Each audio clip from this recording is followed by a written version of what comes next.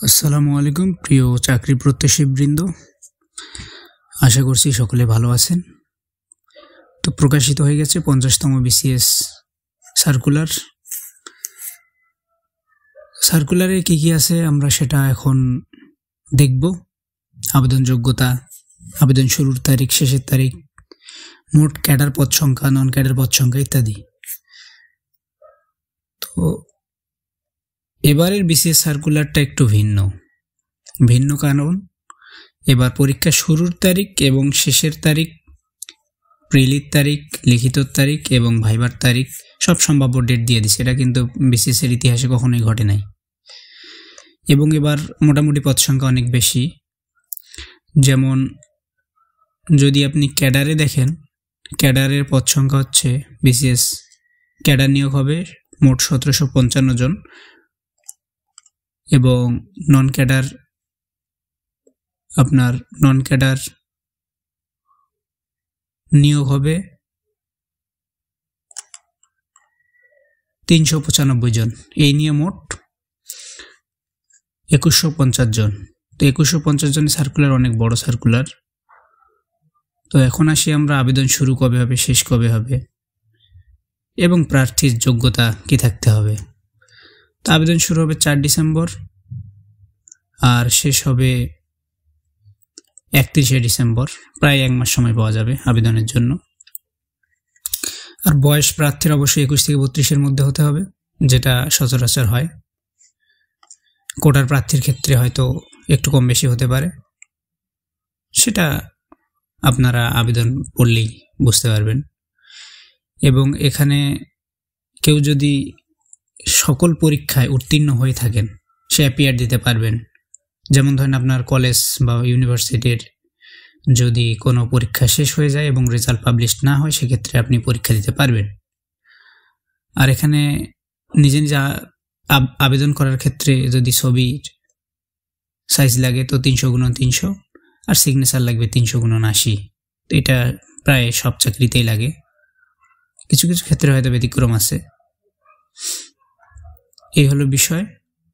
আর আপনাকে তো অবশ্যই 4 বছরের মেয়াদি ডিগ্রি অর্জন করতে হবে। আপনি যদি ডিগ্রি নিয়ে পড়াশোনা করেন বা ডিগ্রিতে পড়াশোনা করেন, সেক্ষেত্রে আপনার মাস্টার্স বাধ্যতামূলক, অথবা অনার্স বা ফাজিল যারা পড়বে তাদের ক্ষেত্রে মাস্টার্স ম্যান্ডেটরি নয় বা বাধ্যতামূলক নয়।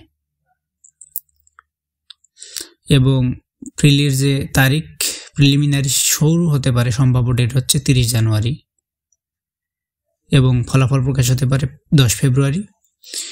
এবং লিখিত পরীক্ষা 9 এপ্রিল শুরু হলে সেটার ফলাফল প্রকাশ হবে 30 জুলাই এবং মৌখিক পরীক্ষা যেটা ভাইবা শুরু হওয়ার কথা আছে 10 আগস্ট এবং ফলাফল প্রকাশ হবে 25 নভেম্বর।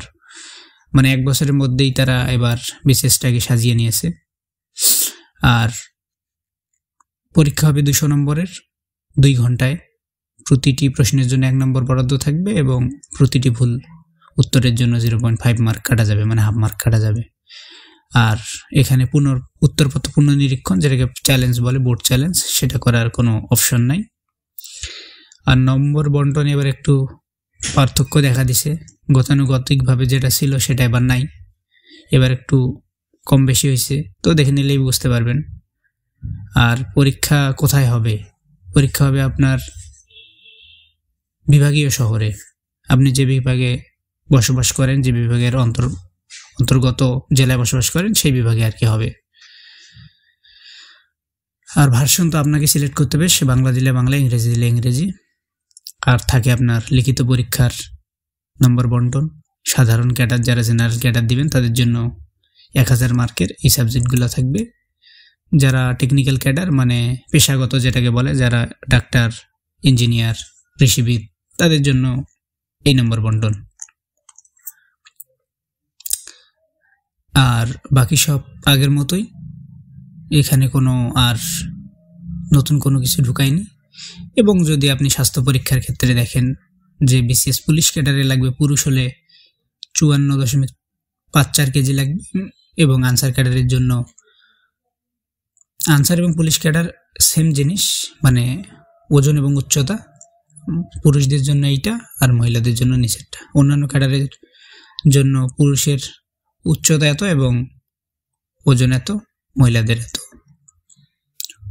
তো এই হচ্ছে বিষয়।